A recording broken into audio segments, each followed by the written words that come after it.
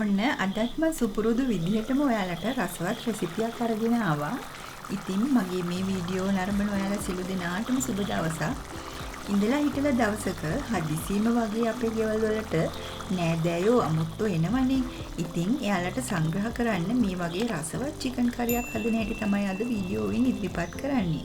මේ චිකන් කරිය රසට පාටට සැරට ඉක්මනින් හා පහසුවෙන් හදාගන්න පුළුවන්. එහෙනම් යමු අපි වීඩියෝ එකට.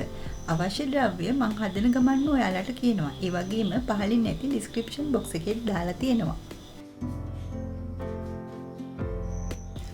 මම මේ චිකන් කරි එක හදාගන්න කිලෝ 1ක චිකන් ප්‍රමාණයක් අරගත්තා. දැන් චිකන් කැබලි ටික සීසන් කරගන්න ඕන. සීසන් කරගන්න මම ලුණු තේ හැන්දා, ගම්මිරිස් කුඩු තේ හැන්දා, බෙදපු 3-5 කුඩු තේ හැඳි දෙකක්, මිරිස් කුඩු තේ හැන්දා,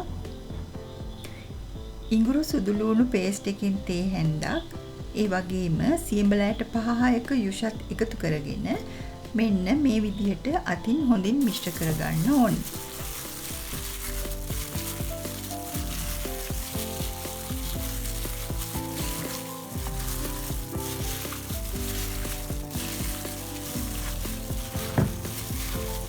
චිකන් කැබලි වල හොඳින් තැවෙන විදිහට මිශ්‍ර කරගෙන විනාඩි 10ක් විතර සීසන් වෙන්න තියාගන්න. දැන් මං කරි එක හදන්න අවශ්‍ය කරන ද්‍රව්‍ය ටික ලෑස්ති කරගන්න යන්නේ. මේ විදිහට ලොකු ලුණු ගෙඩියක් අරගෙන මීනියට කපා ගන්න. ඊළඟට අමුමිරිස් කරල් 3කුත් මේ විදිහට කුඩාවට කපා ගන්න. තක්කාලි ගෙඩි දෙකකුත් අරගෙන ඒකත් කුඩාවට කපා ගන්න.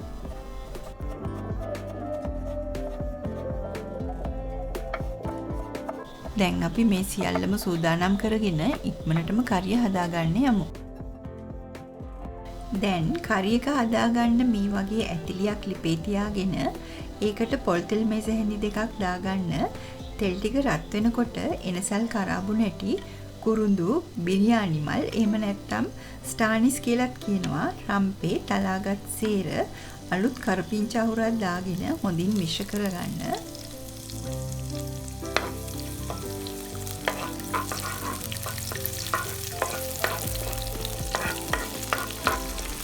මේ ටික හොඳින් ටෙම්පරාදු කරගෙන සීන්ව කපාගත් ලුණු ටික එකතු කරගන්න ඕනි.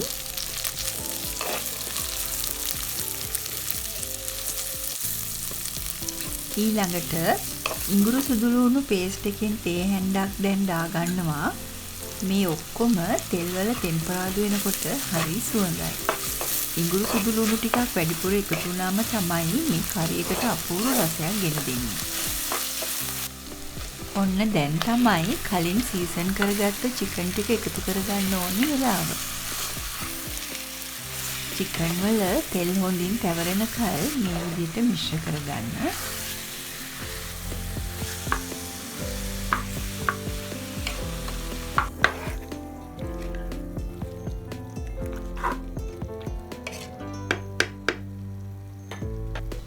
දැන් අමු 3-5 තේ හැඳි දෙකක්,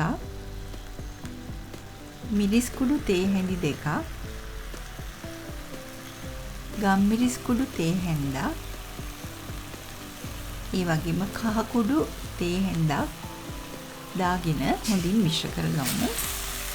මම මුලින්ම කිව්වනේ මේ කරිය සැරට රසට හදන එකක් කියලා. ඉතින් ඔයාලා සැර අඩුවෙන් කන්න කැමති කෙනෙක් නම් මේ ප්‍රමාණවල් අඩු කරගෙන හදාගන්න පුළුවන්.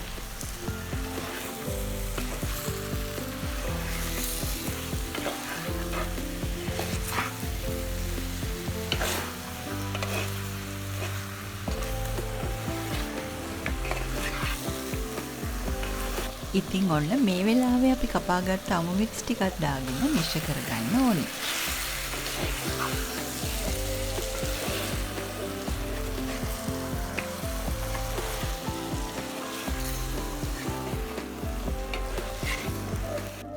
දැන් කපාගත්ත තක්කාලි ටිකත් ඒ විදිහටම දාගමු.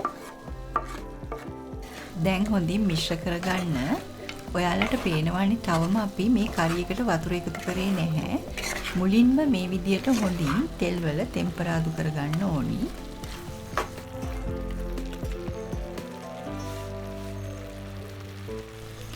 විනාඩි 5ක් මේ විදිහට ටෙම්පරාදු කරගත්තට පස්සේ තමයි මේකට වතුර කෝප්පයක් එකතු කරගන්නේ.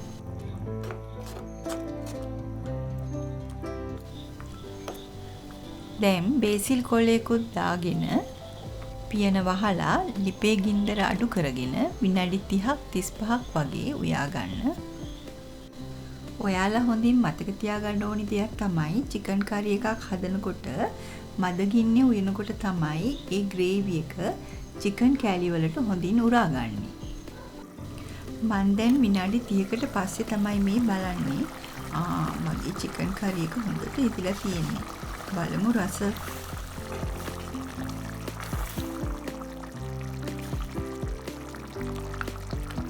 ලුණු ටිකක් මදි වගේ මං ලුණු තේ හැඳි භාගයක් දාගන්නවා.